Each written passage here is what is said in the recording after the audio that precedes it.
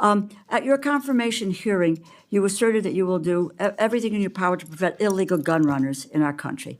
Your budget request for the Bureau of Alcohol, Tobacco, Firearms, and Explosives, ATF, proposes a cut of 26% below the current level. How can you justify such a massive cut without inevitably weakening ATF's ability to help our state and local law enforcement fight illegal gun trafficking?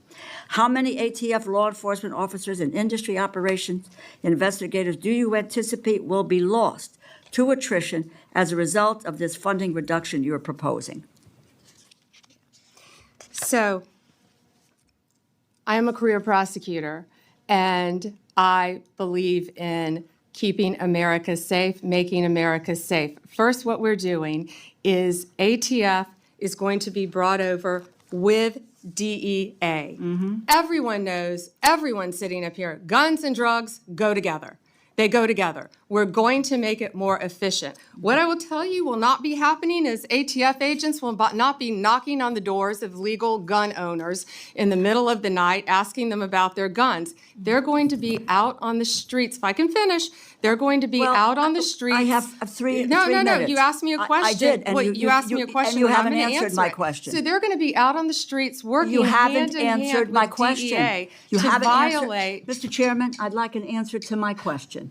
And the question is not being answered. How many ATF law enforcement officers and industry operations investigators do you anticipate will be lost to attrition as a result of the funding reduction you are proposing? You are proposing a 26% cut to ATF for fiscal year 2026, as well as a 4.4% cut to DEA. So you're going to merge the two agencies together, and then you're going to shortchange their resources, so neither one of them will be able to do the job that they have been designed to do. You've got a 34% cut to the high-intensity drug trafficking areas program, no dedicated money at all for the Organized Crime Drug Enforcement Task Force. So, my view, it's fair to say that the Trump administration proposal shortchanges federal efforts to stop illegal gun trafficking and federal efforts to stop the flow of dangerous illegal drugs like fentanyl. As I was attempting to answer your question very calmly, unlike you, Excuse me, Madam Attorney General. Answer yes or no. Tell me what the numbers are. I don't want to hear all of your filibuster about this. Go ahead, please. Tell us the numbers. So we are reorganizing. ATF agents want to be out on the street. Okay, let me answer the question for you. I'm going to answer it for you. Page. Mr. Chairman, you give me a certain amount of time, and I have a high respect for you, but I don't have to listen, nor do my colleagues have to listen to a filibuster when it's a simple question. But I have an answer to your question. It's page 146 of the department's fiscal year 2026 budget, and the performance summary explicitly says, and let me quote, ATF will eliminate 541 industry operation investigators, reducing ATF's capacity to regulate the firearms and explosive industries by approximately 40% in fiscal year 2026.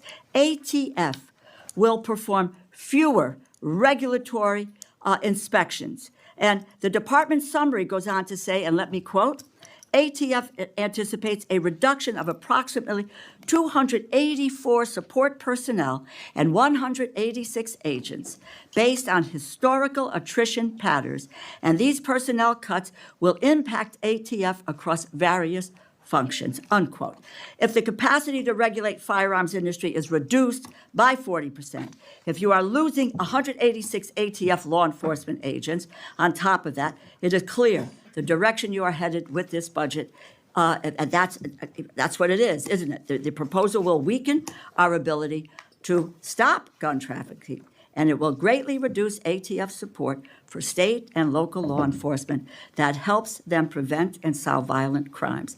It's a bad proposal. Do you want to hear my answer in 3 seconds? You mentioned regulatory functions.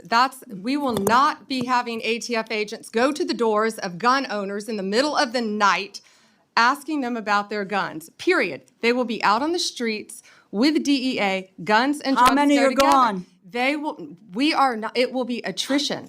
We are not firing agents. They will be working How with many have DEA. taken attrition? Can I tell you that they all want to be on the streets? They want to be doing their jobs.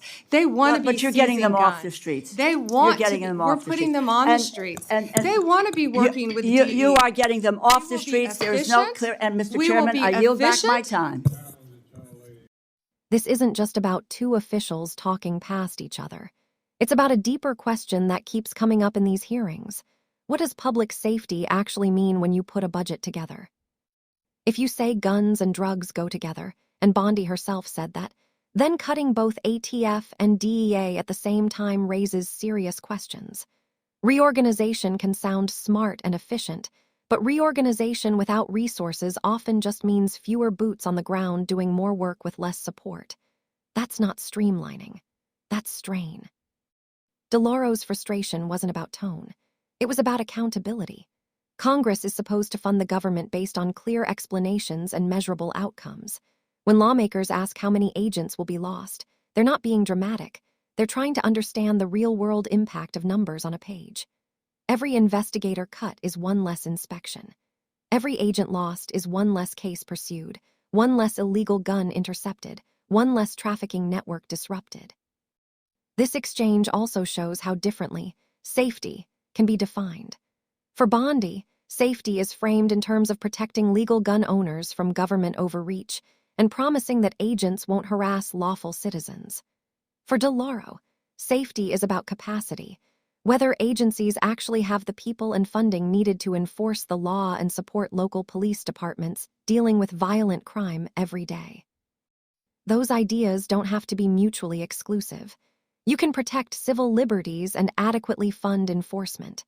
But when budgets shrink this dramatically, trade-offs are unavoidable, and that's what DeLauro was forcing into the open. At the end of the day, the numbers spoke louder than the talking points. A 40% reduction in regulatory capacity is not a minor adjustment. Losing hundreds of investigators, support staff, and agents is not a theoretical concern. It's a direction. And that direction, as DeLauro argued, points toward a weaker federal response to gun trafficking and drug enforcement at a time when communities are still grappling with violence and addiction. This exchange matters because it strips the debate down to its essentials. Not slogans, not assurances, just this simple question. If you take people and money away from the agencies designed to stop illegal guns and deadly drugs, what do you honestly expect the outcome to be? And that's the question viewers should be sitting with long after the gavel falls.